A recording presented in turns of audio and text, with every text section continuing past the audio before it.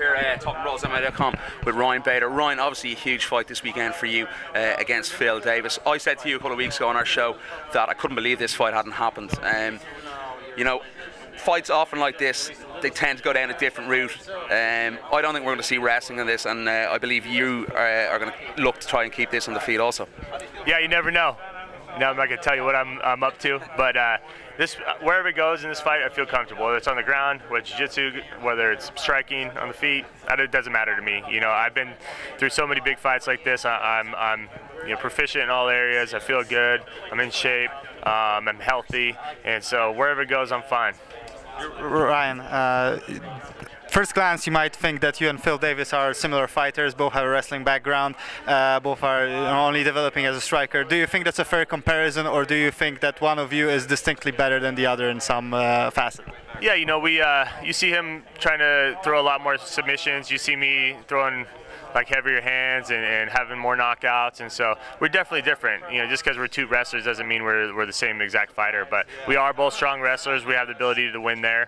I believe I have more ways to win. I believe I can power both my hands and can put them away at any moment. You know, he has good submissions, so do I. You know, we're both proficient in that area too, so I can sit here and make predictions all the time, but you never know until you go out there and see what he's trying to do and see if what your game plan is working too. You might have to change it. We'll see what happens. So let's talk about your hand. Obviously, you spoke to me last week. You said your hand hasn't been right in the last 3 fights. Now it's in good nick, and you've been working a lot more on the standing game. How is the hand, first of all? Oh, it's awesome. Yeah, it's a non-issue, not thinking about it, which is nice for a change. My other training camps, I had to kind of work around it, and you always have that doubt in the back of your mind if you're going into a fight, and you ask yourself, did I do everything I needed to do to be successful? Am I in the best shape I could be in? And in the other ones, it was no, because I couldn't train the way I needed to. Now it's totally healed up, and I have no doubts in this, so I look back, I know I did everything I needed to do. So that's kind of refreshing going into this fight. What do you expect from Phil? What kind of game plan do you think he's going to come out with? Do you think he's going to try and flick that left jab, or is he going to try and take it to the deck? Yeah, I mean, you look at every fight he's had. He goes out there and he's very sporadic in his movement. But he moves well. You know, he's flicking stuff out there the whole time, kicks. He's constantly moving. He's looking for that takedown, and he's looking for that reshot after that first takedown if he fails. You know, and he looks to get good position and you know, ride it out and throw heavy punches from the top. You know, that's his kind of MO, and so that's what I expect. You know, but we'll be ready for really anything. So you've been working a lot of heavier guys in power MMA, Ryan Jimmo for one, yeah, and guys like that. Do you think that's going to come? You know, be a distinct advantage come fight night? Yeah, I've been working with a ton of different guys out there. You know, Hani Marks, Daniel Sarafian. You know, we got those big. You know, those guys are 250, 240 when they're not. You know, in camp, and those guys are real strong guys, good wrestling, and Hani's one of the stronger guys I went with. You know, and so I've been going with those guys. Jimmo has really crisp karate kind of striking. He's big too, and a ton of other guys. You know, we brought in Corey Anderson that won the Ultimate Fighter, 205er.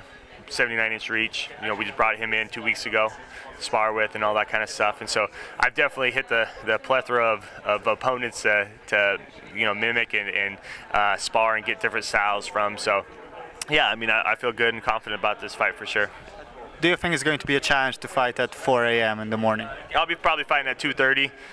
Second fight on the main card. Main card starts at 2. So no, you know, we worked out last night about around 2. I went to bed late, like 5. Woke up 2 p.m. So I'm staying on my time that I'm used to back in Arizona. So it'll be a non-issue.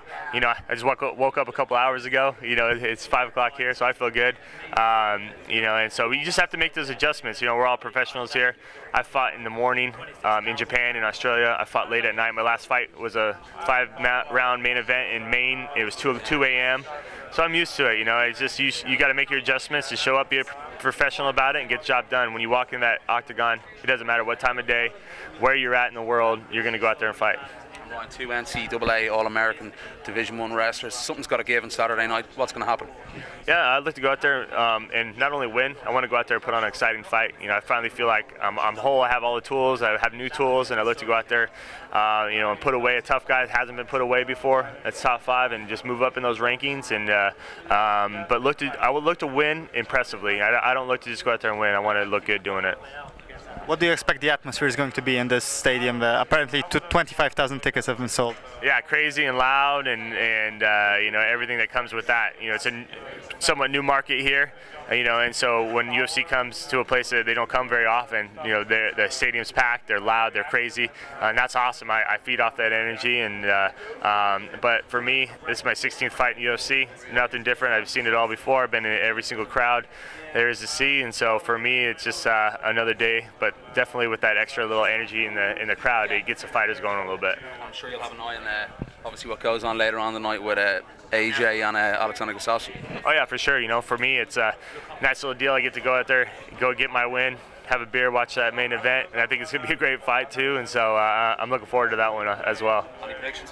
Not on that fight. It's just whoever can impose their game plan. If Gus can keep it on the outside, I think he takes it. If Anthony Johnson go in there and get on the inside and use kicks and power, I think he takes it. So it's one of those tough fights that I'm definitely interested to see how it plays out.